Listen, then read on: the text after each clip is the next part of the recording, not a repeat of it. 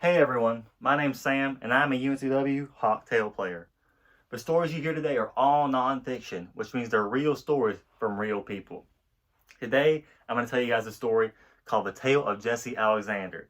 Now this story took place during the Civil War. This is when you had the northern United States fighting against the southern part of the United States. And since the family member I'm going to talk about in the story was from here in North Carolina, he was on the side of the South. This story was told to me by my granddad, Benny Alexander. So I'm going to tell it to you guys from his perspective using first person.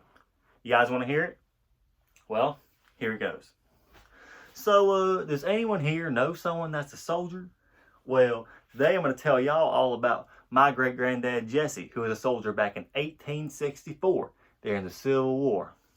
Back then, there were no cars on the road. The main way to get around was by horse and carriage. All right, can y'all get the reins with me? We got to get the horses going. I'll go whoop and whoop. There you go. Well, one day Jesse was taking a nap underneath one of those horse carriages. You guys like taking naps? I know I do. But sometimes I snore real bad. Do you guys know how to snore? Snore with me real quick.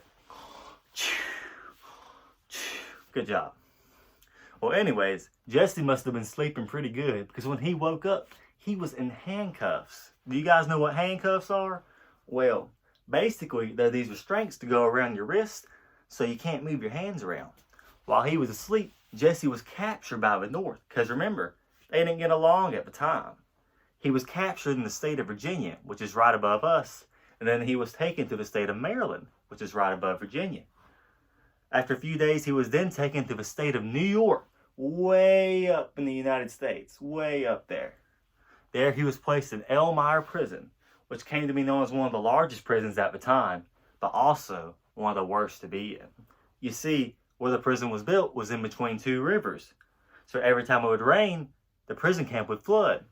Oftentimes, Jesse had to walk around and waddle in the water that went up to his knees like this to get around.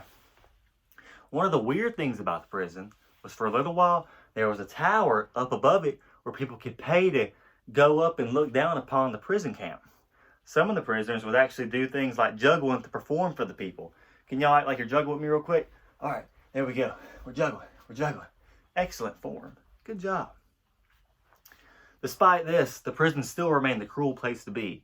There wasn't much food to be found, and since rats were crawling all over the prison camp, rat meat became one of the common meals they would eat. Would you guys want to eat a rat?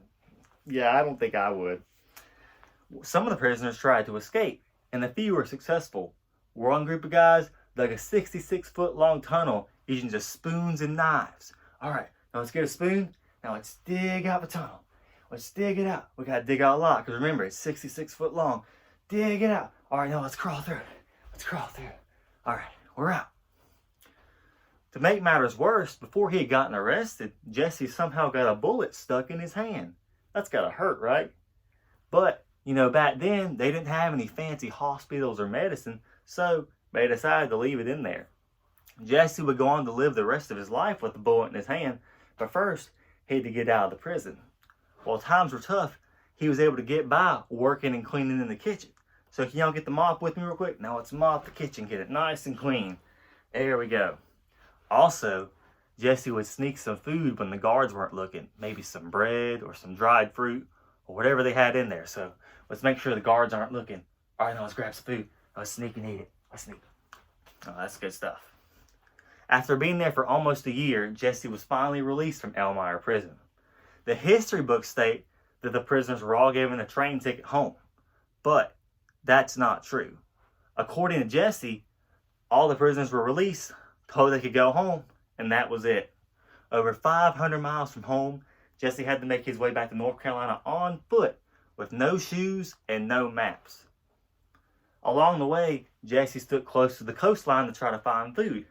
Luckily, he came across people like one guy in Chesapeake Bay, Virginia, who shucked some oysters for him. Do you guys know how to shuck an oyster? Well, you take the oyster in one hand because he's inside this little shell right here, and we got something to pry it open in your other hand. And you get up in there and you push and you push and push, and then voila, you got yourself an oyster. After being on the road for almost a month, Jesse was finally able to make it back to his hometown in the mountains of North Carolina.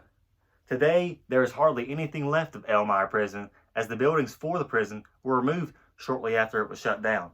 Today, all that remains is the land it once stood on and the stories from the soldiers who lived through it, like the one my family knows. And I'm sure your family's got some pretty cool stories too.